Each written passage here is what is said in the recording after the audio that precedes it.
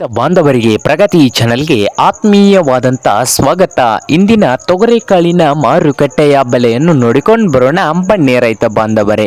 ಇಂದು ಅನೇಕ ಮಾರುಕಟ್ಟೆಯಲ್ಲಿ ಒಂದು ಕ್ವಿಂಟಲ್ ತೊಗರಿಕಾಳಿನ ರೇಟನ್ನು ನೋಡೋಣ ಬನ್ನಿ.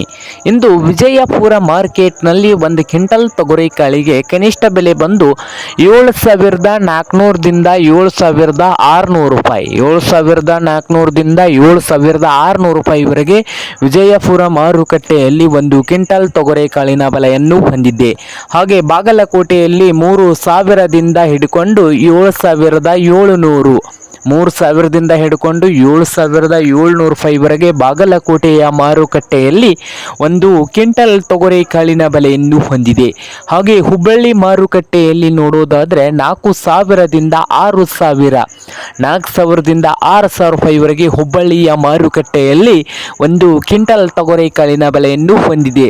ಹಾಗೆ ರಾಯಚೂರು ಮಾರ್ಕೆಟ್ನಲ್ಲಿ 6,000ದಿಂದ 8,000, 6,000ದಿಂದ 8,000 ರಾಯಚೂರು ಮಾರುಕಟ್ಟೆಗಳಲ್ಲಿ ಒಂದು ಕ್ವಿಂಟಲ್ ತೊಗರಿಕಾಳಿನ ಬೆಲೆಯನ್ನು ಹೊಂದಿದೆ.